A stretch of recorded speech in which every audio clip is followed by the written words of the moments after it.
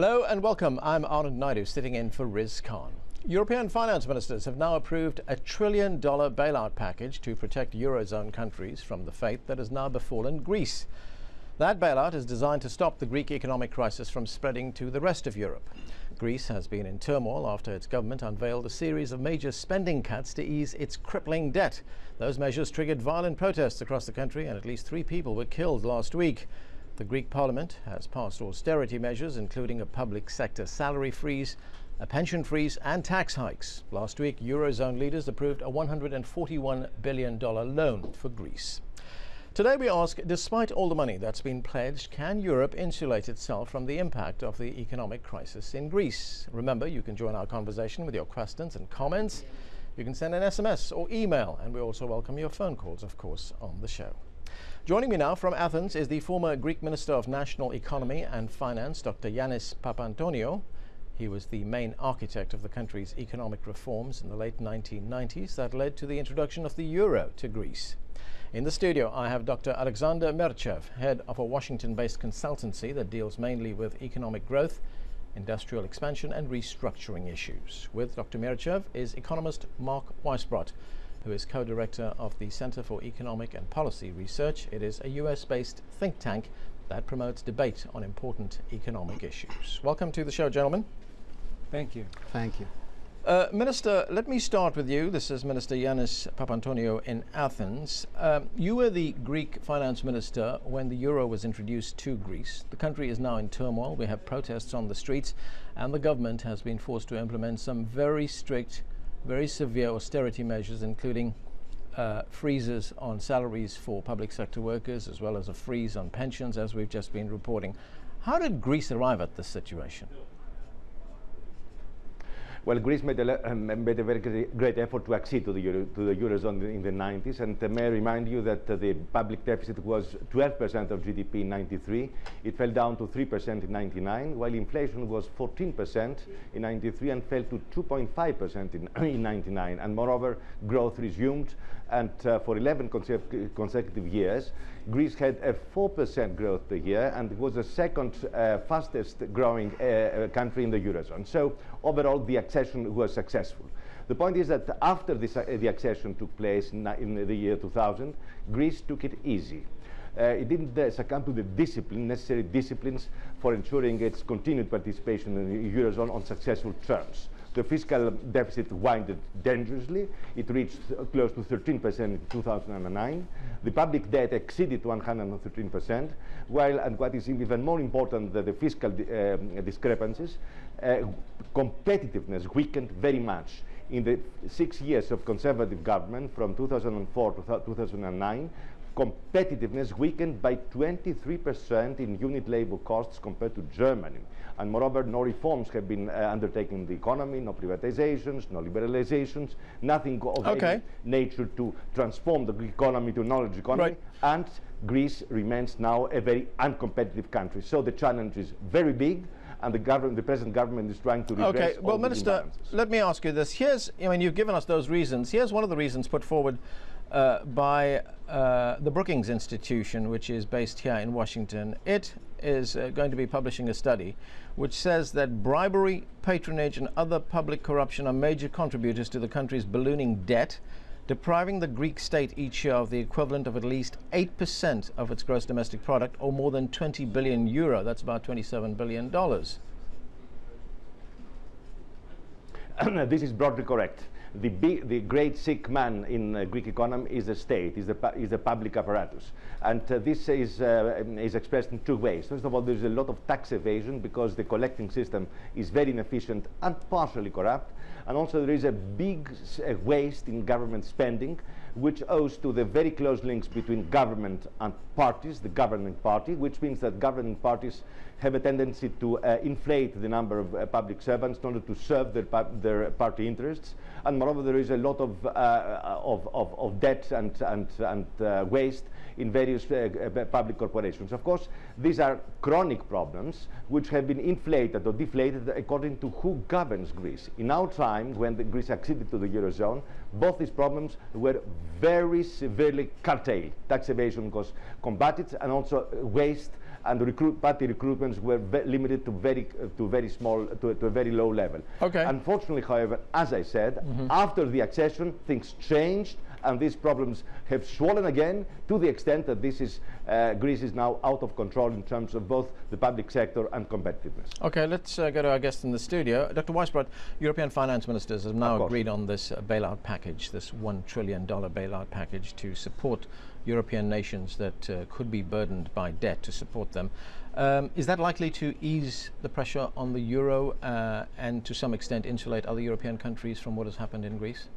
Well, I think temporarily it should, and it did obviously today, and it's a positive step, but it still doesn't get to the underlying problem, which, I mean, there are several underlying problems, but I think the most important one is that the EU, together with the IMF, is in imposing policies on Greece and the other countries as well, the other weaker countries facing this problem, that actually make the economy worse. And that's pretty much acknowledged by all economists, that the recession is going to deepen. And here is Greece, for example.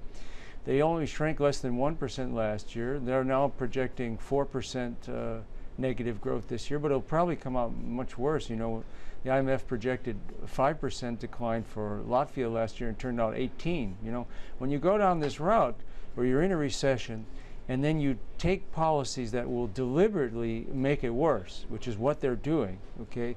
You don't know where it's going to end. And in fact, I don't think any country should ever sign on to that, because they're just leaving themselves at the mercy of external events. That's the only thing that can revive the Greek economy if they adopt these policies. So that's the fundamental problem, and they're telling Spain to do the same thing, and Portugal and Ireland. And again, this can provoke a prolonged recession in all these countries, and can hurt the financial system in Europe and everything else. So they really are imposing irrational, I would say, and what economists call pro-cyclical policies. Right. Well, as you point out, a lot of these countries have signed on to these. That's right. These conditions that they have to meet. For instance, they have to their debt can't be 3%, more than 3% of, or budget deficit rather can't be more than 3% of GDP. Most countries, it's more. Even Germany is 3.3%. Well, if they want to, first of all, most of the countries are far exceeding that right now in the Yes. Eurozone, and the debt limits as well. The average debt in the Eurozone is 80% of GDP in the European Union. And so the thing is, I mean, if they want to reduce the size of the public sector or whatever, the time to do that is when the economy is growing. You're going to do it now, you're going to make things worse. You can't shrink your way out of a recession. All right. Dr. Merichev, looking at those conditions that these countries have to meet, what is the future for the euro? Are we going to see some countries now breaking away and adopting their own currencies? There are a number of speculations in this direction, but I don't see for now any way that this would happen in the near future. Simply, even the way that the intervention took place, and I would fully agree with the remarks that has been made, is signifying the political nature of the project rather than the simply economical nature of the project. In that respect, the most important is not what has been given, the most important how. And here we have first the speed, the boldness, and I would further set the decisiveness of the European leadership. In that respect, I don't think that the euro is in danger. But on the other hand, and I would like to clarify further, we are going most probably to see a new model of relations in the European Union that is currently emerging. It's unsustainable, like for Greece, what has been said about the public sector. It's important. But hardly this whole arrangement that has been worked so nice in the course of the last 10 years is sustainable in the long run. So at the end of the day, we are going to see a new way of restructuring even the debt, but most importantly the financial system that has brought to this, probably unified in a way fiscal policy, probably a set of measures that would really try to go to the core of the issues. Would you see any kind of overall devaluation? No. At the moment, I believe it's going to fluctuate pretty nervously together with the markets. I believe also would like to add to the arguments why this whole approach is probably a little bit off the point, even though it's going to work for now, and I believe it's going to, and the markets are reacting quite positively. Simply, it's addressing much more the liquidity problem, and it's treating the crisis liquidity not as a solvency. at the end of the day, we are going to hit the wall of the solvency issues that are going to underline the success of the whole project. Most probably, we're going to see a transformation of the euro, and it's going to be jittery, it's going to be up and down, but at the end of the day, would like to reiterate, it's a political project to a large extent. So to the extent that we have a political will of the leadership of the European Union, in particular Germany and France, we're going to see a pretty smooth sail. Okay, let's go back to Athens, to Minister Papantonio there. Yes. Minister, there's been a great deal of opposition in Greece to the measures that the government is taking, the austerity measures that it is taking, the laws that it has just passed. How is the government going to meet that challenge now, which is being posed to them on the streets of Athens and other cities around Greece? Well, austerity is always a very costly thing in political and social terms. I think the government's main hope, besides trying to convince the people that this is a lesser evil, so to speak, than default, is to create conditions for a fast recovery of the economy. And there I would not entirely agree with what has been said just before in your studio, because, of course, fiscal consolidation produces recession. On the other hand, it enhances confidence, and confidence may help both consumer and investment spending. And moreover, in Greece, we do have enormous potential for productivity increase through structural reforms, through privatizations, through liberalizing the economy from all sorts of shackles and obstacles to entrepreneurship. So if we exploit all this productivity potential by deregulating and privatizing the economy and liberalizing markets, I believe that conditions for faster recovery can be created, so that by the end of next year, the recovery will create the resources to alleviate the pain that will be felt by citizens by the austerity measures. Now, the second point I would like to make concerns Europe. I fully agree with American remarks that monetary union is just a monetary union, not a political union. You cannot sustain a monetary union just by having a central European bank. You do have to have unitary, unified fiscal policy, strong fiscal coordination, and moreover bailout mechanisms for failing states, as has happened with California. So long as these elements are missing from the European edifice, of course, its long-term sustainability and survival are questioned. This mechanism, agreed yesterday, is an ad hoc mechanism, and I'm afraid that the markets will try to test it. What we require is a permanent institutional mechanism, both on the fiscal side and on the bailout side, so as to convince markets that Europe has the will to survive. But of course, this would need a great leap forward in European integration. As you know, there are many voices in that, differing voices, so there will be a very big struggle in the months and years ahead as to what extent the Eurozone can evolve into a fully fledged economic and political union. If it does, it will survive. If it doesn't, of course, it will face the danger of dissolution or breakup. Okay, sir. We are going to have to take a short break right now. More of our discussion in a moment. We'll be right back. Stay with us.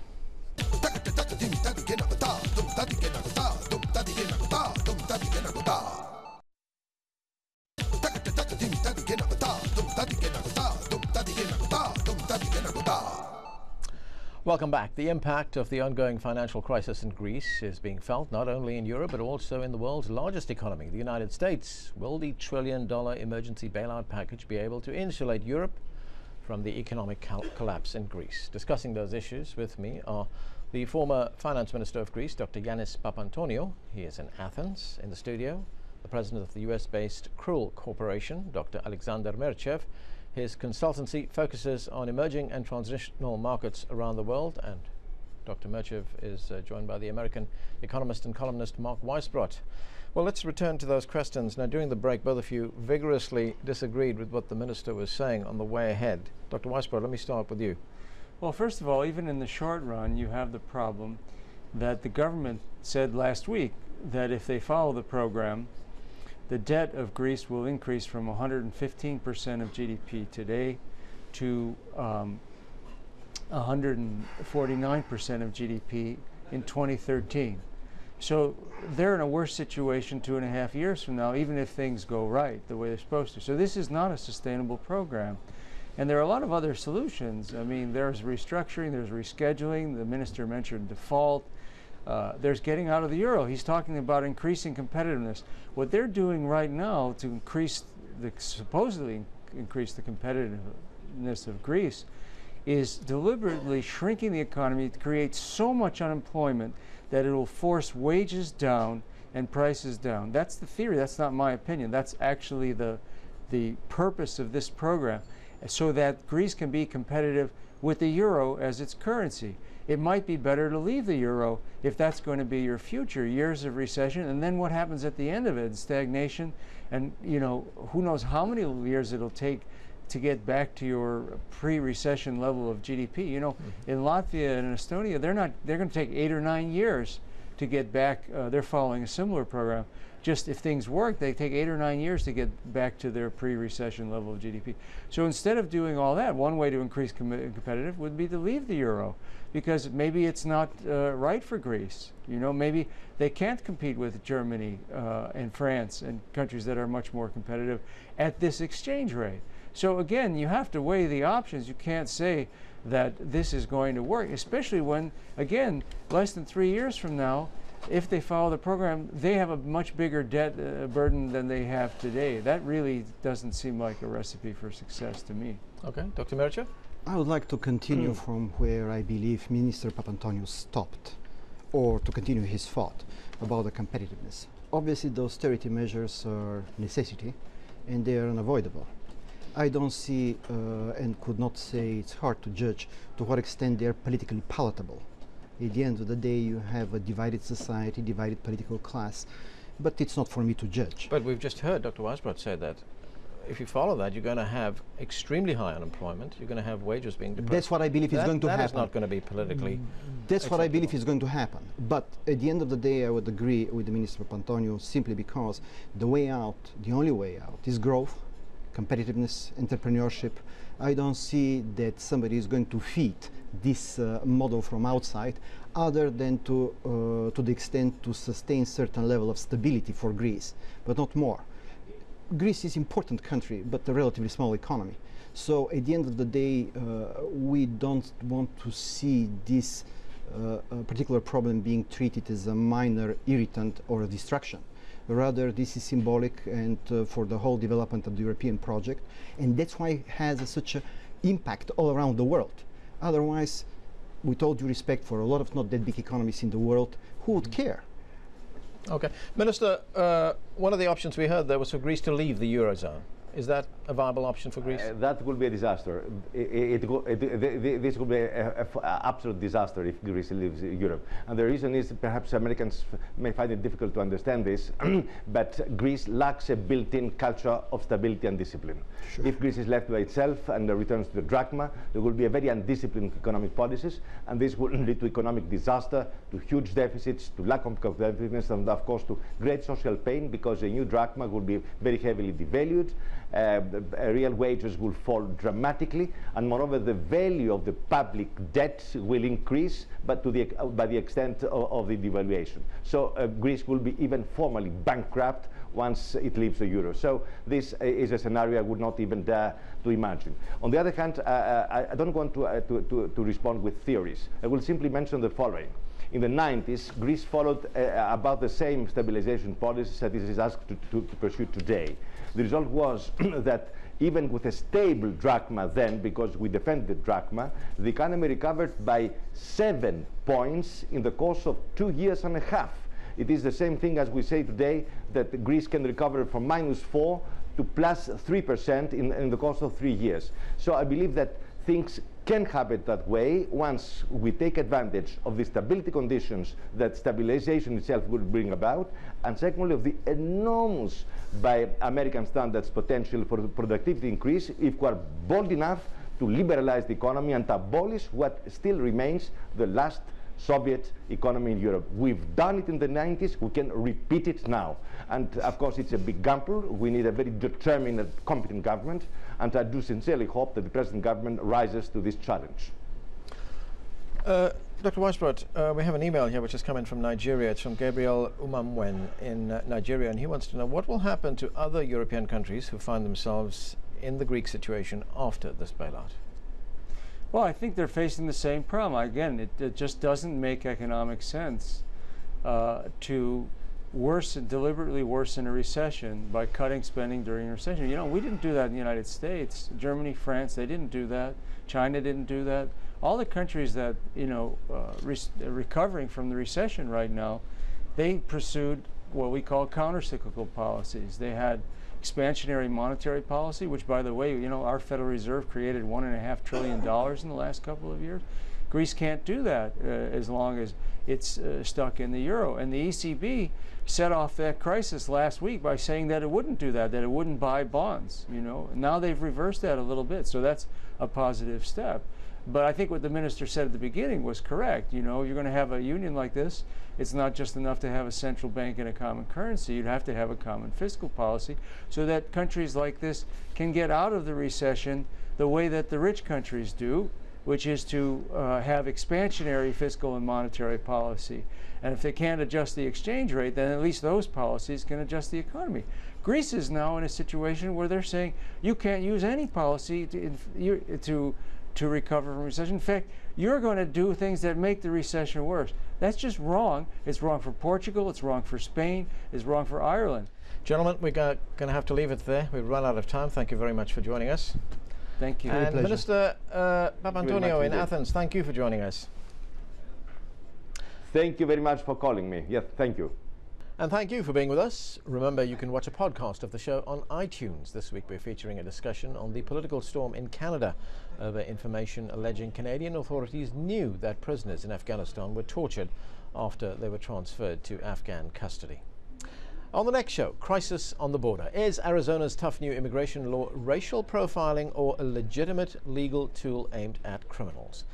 Make sure you tune in for that. See you next time.